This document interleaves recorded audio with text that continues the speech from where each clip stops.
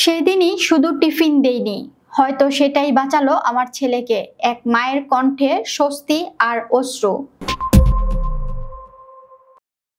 ধ্বংসস্তূপে পরিণত হওয়া milestone school and কলেজের ভবনের দিকে তাকিয়ে চোখের জল ফেলছিলেন এক মা, আশফিয়া মুমতাজ শিল্পী।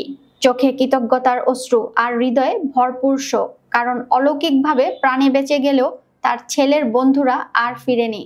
ষষ্ঠ শ্রেণীর ছাত্র আব্দুল্লাহ আল মোহাইমিন আরিয়ান, মাইলস্টোন স্কুলের সেই ছাত্র যে সোমবার দুপুরে বিমান বিধ্বস্তের মাত্র কয়েক মুহূর্ত আগে ভবন থেকে নিচে নেমে আসে। মঙ্গলবার সকালে বিধ্বস্ত স্কুল ভবনের সামনে দাঁড়িয়ে শিল্পী বলছিলেন, প্রতিদিন ছেলেকে টিফিন বানিয়ে দিই, কিন্তু শুধু সেদিনই দিতে পারিনি, ব্যস্ত ছিলাম। তাই কিছু টাকা দিয়ে বলেছিলাম স্কুলে গিয়ে কিছু খেয়ে নিও। সেই ছোট্ট পরিবর্তন, একটি টিফিন না দেওয়া, হয়তো রক্ষা করলো তার ছেলের জীবন। শিল্পী জানালেন, টিফিন না পেয়ে আরিয়ান নিচে নামতে চায়। শিক্ষক প্রথমে নিষেধ করলেও পরে তার অনুরোধে সম্মতি দেন। এক শিক্ষক ও এক বন্ধুর সঙ্গে সে নিচে নামার সময় ঘটে ভয়াবহ সেই দুর্ঘটনা। আরিয়ান একটু এগোতেই ভয়ঙ্কর এক শব্দ শুনে, বলেন শিল্পী। সামনের গাছটার পাশে হঠাৎ আগুন ও ধোঁয়া দেখতে পায় সে। চারিদিকে যেন দুঃস্বপ্নে ভরে যায়। তখনই ছেলেটা প্রাণপণে দৌড়ে বাইরে চলে আসে। মায়ের কণ্ঠে ছিল আত্মার গভীর থেকে আসা স্বস্তি। একটি শিশু ফিরে এসেছে তার কোলে, কিন্তু সেই কণ্ঠেই ধরা পড়ছিল হারানোর বেদনাও। আমি শুধু ভাবি, হয়তো টিফিন না দেওয়াটাই ওকে বাঁচিয়ে দিল, কিন্তু ওর প্রিয় বন্ধুরা তো ফিরে এলো না।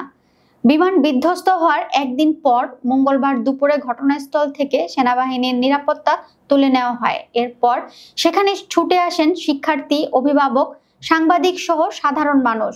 সেই ভাঙ্গা স্কুল ভবনের সামনে দাঁড়িয়ে অনেকেই খুঁজে ফিরছিলেন উত্তরহীন প্রশ্নের জবাব। সেই দিনটিতে শিক্ষকদের অনেকেই ছিলেন ক্লাসে, অভিভাবকেরা এসেছিলেন সন্তানদের নিতে।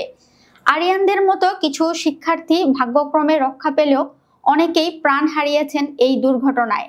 এক মায়ের অশ্রুসিক্ত স্বীকারোক্তি যেন প্রতিফলন ঘটায় শত শত পরিবারের মনের কথা, যারা একদিকে প্রিয়জনকে ফিরে পেয়েছে আর অন্যদিকে হারিয়েছে কারো ভাই, বোন, বন্ধু কিংবা সন্তান। সেই মর্মান্তিক দুর্ঘটনার পরেও আশার আলো বয়ে এনেছে আরিয়ানের মতো কিছু প্রাণ বেঁচে ফেরা শিশু। কিন্তু ক্ষতটা থেকে যাবে অনেক দিন, অনেকের হৃদয়ে চিরকাল।